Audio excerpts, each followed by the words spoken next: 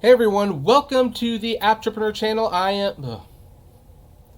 Hey everyone, this is Kevin, your Apptrepreneur, and hey, it's a new year. We are going full force into new territory, and here's something that I've only flirted with before, but you know what? Hey, what the heck? I'm gonna risk pissing everyone off. Let's find out exactly who's with me and who's not with me in this new year. We're gonna talk a little bit of politics. Bernie Sanders staffers complained about the campaign's use of Amazon, a frequent Sanders target.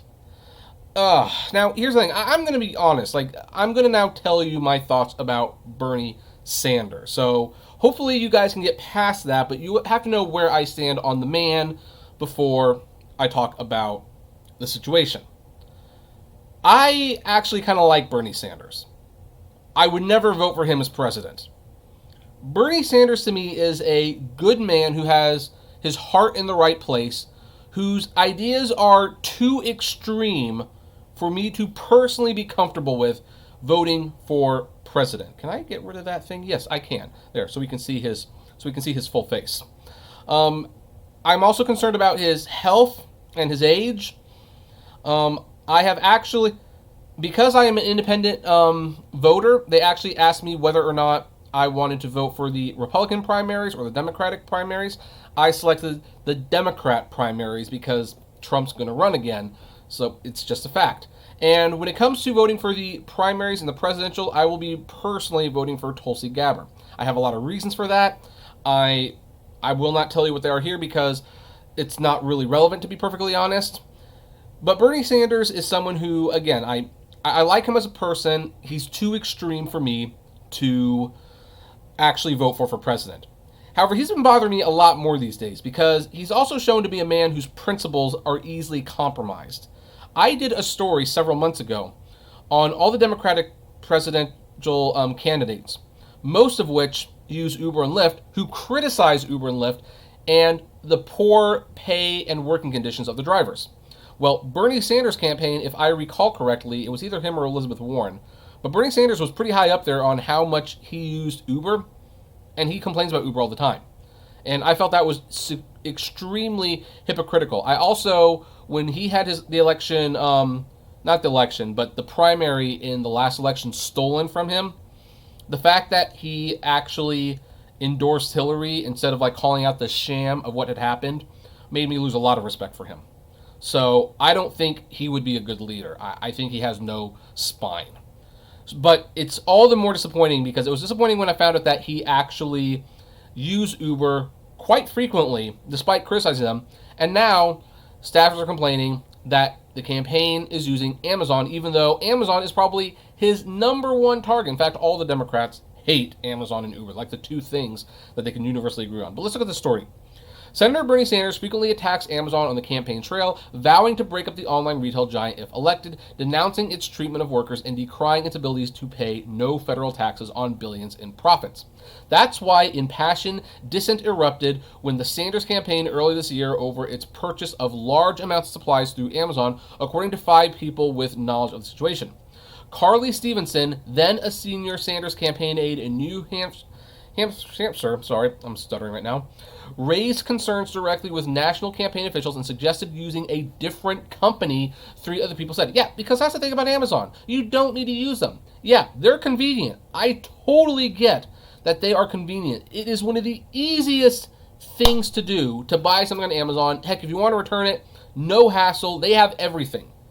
That said, pretty much everything you find on Amazon, with very few exceptions, can be bought elsewhere. You might have to pay $1 or 2 more, but you can get them elsewhere. So yeah, if Amazon is your big target, if you are super critical of the company, especially since they don't pay taxes and they have abhorrent working conditions for your employees, why would you buy from Amazon? Huh? Why, Bernie? Let's continue. Another New Hampshire staffer, sorry folks, State Political Director William Bateson also voiced opposition to using Amazon, according to 2 of the people with knowledge of the situation. Stevenson and Bateson declined to comment for this story. The Sanders campaign using Amazon, despite the concerns, through September, it has spent more than $233,000 on Amazon purchases, much of it in office supplies and often through Amazon's marketplace feature, a review campaign finance records show. So there's two things about that paragraph that's interesting. First of all, office supplies. There's a Uline. There's Home Depot. There's Staples. There's Office Max. Are they still a thing? Yeah, there are plenty of places you can buy office supplies from. Here's the interesting thing, though. They bought it through Amazon's Marketplace feature. That's especially fascinating because that means that they actually might not be buying directly from Amazon. They're actually buying from other companies who are selling their product on Amazon. So if that is true, it makes the situation just a little better. Keyword a little, because Amazon is still taking a huge cut of that, of which they will not pay any taxes on, which Bernie has a huge problem with. And by the way, this is why I read from this article. The Washington Post is owned by Jeff Bezos, Amazon's founder and chief executive, but the newsroom staff operates with independence in its coverage. There have been situations where I doubt that, although I think it's great. Here's why I actually doubt that a little bit. The reason the Washington Post would run this story, even though they're being owned by Amazon, is because it actually looks really good for Amazon. It's also kind of like a public dare, if you will. It shows like, hey, see, our biggest critics, they buy from us. We're not going to be stopped. You think Bernie Sanders is going to break us up? No. He buys $250,000 in merchandise through us. He's not going to break us up. And we're here, and we're going to tout that. We're going to taunt him. Like, hey, we know you buy from us. You buy a lot of things from us. And you're saying on the campaign trail you're going to break us up and we're evil? Tush, tush, Bernie. You don't know what you're talking about. The campaign spending on Amazon is a small fraction of the more than $40 million it shelled out on operating expenditures during the same period. But it was more than other campaigns spent on the company and more than enough to prompt surprise and complaints from staffers who felt it conflicted with the campaign's principles, because it absolutely does. These internal protests drew response from a senior Sanders campaign official who said the alternatives to Amazon also had ethical issues. Yes, every company has ethical issues. We're not going to get a perfect company. However, Amazon is by far the worst. I mean, here's the thing. It was argued in the movie Super Size Me by Morgan Spurlock because someone brought up that, hey, you know what? McDonald's is not the only fast food place in the world. Why are you taking aim at them? Why not you take aim at Burger King or Wendy's or KFC or something like that? And someone pointed out, like, well, McDonald's sells the most fast food. So they are, in a sense, leaders of this. So it's fair to target them first and kind of pressure them to change first, because they could set the standard for the other companies. If you can take down McDonald's, Burger King, Wendy's, Popeyes, Taco Bell, or Yum Brands, actually, because Yum Brands owns like Pizza Hut and Taco Bell and all these other things. They have reason to sweat then. So here's the thing. Amazon is the biggest. They're the worst by a wide margin, and everybody agrees with that. Heck, Donald Trump thinks Amazon is bad. The Democrats and Donald Trump actually agree on something on this case. And yet, the campaigner says, oh, well, everyone's a little bit... No, Amazon's worse. Don't buy from them. Buy from the people who are less worse. That's what this is about.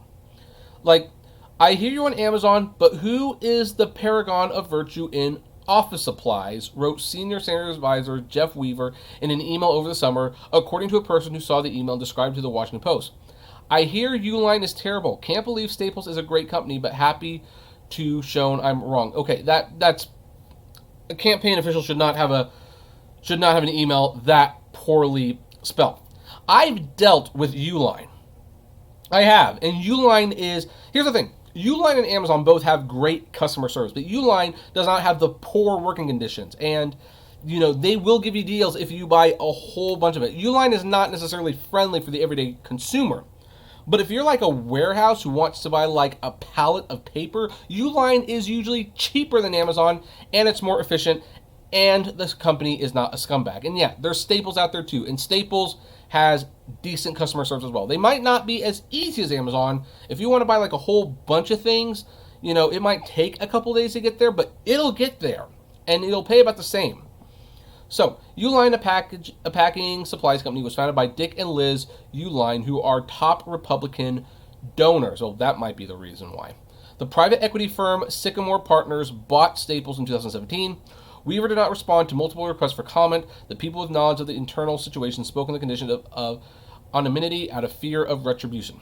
An Amazon representative declined to comment on Sanders' remarks about the company, pointing to tweets the company previously issued defending its tax structure and highlighting a worker training program. Yeah, we're going to talk about that worker training program in another video, by the way. In a statement, Sanders' campaign spokesperson Mike Casca said, "We agree that too few companies have too much power over our economy and our media in America, and they often don't pay their fair share of taxes, which is why a Sanders administration will take them on." I don't know if they will. I don't know if he will. I mean, you spend $250,000 on this company, and they're your biggest critic, and you're their biggest critic because they don't pay taxes? No, I don't think you're going to break them up. He declined to answer questions on why the campaign opted to use Amazon, because of course they will, whether Sanders was aware of the campaign's purchasing practices, and whether it was still using the retailer. Yeah, I'll tweet this video to him. I doubt he'll respond, but I'm just going to do it for the heck of it. The Amazon purchases are not the campaign's only business practice to spark internal protest.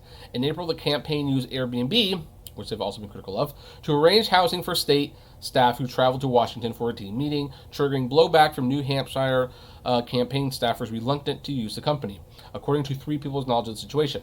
Critics of Airbnb have argued it negatively impacts housing prices and hotel workers. I agree, by the way. We will talk about Airbnb a lot more on this channel. These internal disputes, which have not been privately reported, underline a basic tension in the Sanders campaign. Many employees see it as not just a bid for office, but a social movement that stands for workers' rights and reining in big corporations. Some have privately vented that the campaign doesn't always live to those ideals. And that's why you can't put ideals into presidential candidates. They're not perfect. They're men and women in some cases. And yeah, they have goals. And they will tell you what they want to do, but they don't always... What they say publicly and what they do privately are sometimes very different. In fact, after the last election, when Trump got elected, James Vanderbeek, Dawson from Dawson's Creek actually, wrote a tweet that I think should have been tweeted a lot more. He said, "Just remember, politicians lie, the world is not perfect, but we will always have each other." And that was great. That was absolutely great. I give mad respects to James Vanderbeek for that. I also checked out Dawson's Creek afterwards, and the house actually wasn't as terrible as I thought it would be. I actually kind of enjoyed it quite a bit and watched through 6 seasons fairly quickly. You know, we're getting off topic here. So anyway, the tension was also evident over the summer during a standoff between management and unionized Sanders field staffers over pay, with some employees complaining that their salaries conflicted with the Sanders' calls for minimum wage of $15 an hour. After the dispute became public, the workers won a raise. Another reason why I just don't trust the man too much. At the same time, the Sanders campaign has won plaudits from liberal activists for practicing its principles in other ways, such as committing to offset all carbon emissions produced from campaign travel by partnering with an emissions reduction project, being the first presidential campaign to unionize its workers, and striving to stay in unionized hotels, which, you know, if that's important to you, then great. It's kind of somewhere in the middle for me, but, you know, hey, that's pretty nice. So, what did they spend the vast majority of their money on Amazon with? Well, the Sanders campaign spent the vast majority of its Amazon investment on Marketplace, a section on the company's website where third-party sellers offer their products. More than 50% of Amazon's total unit sales come from third-party purchases, according to the company, and Amazon collects fees from the sellers. The Sanders campaign also bought office supplies from other sources, though to a much lesser degree, spending nearly $82,000 total at retailers including Staples, Apple's, Target, Office Depot, and Walmart. So they are aware these other companies exist. You know, Walmart gives free second-day shipping. You spend like $85 for the year and you'll get free second-day shipping, and they sell their pens and office supplies at the same price, if not cheaper, as Amazon. So I think this is just a bad look for Bernie Sanders. It's kind of one more reason why I probably would not vote for him. Even if it's between him and Trump, I don't know if I don't know. It's complicated. I don't know who I'm going to vote for, to be honest. I never know until we get down to the wire. I like to read all of the bills, all of the propositions, I like to read all the stances. But this is not a good look for Bernie. It absolutely is not. But my question is, what do you think?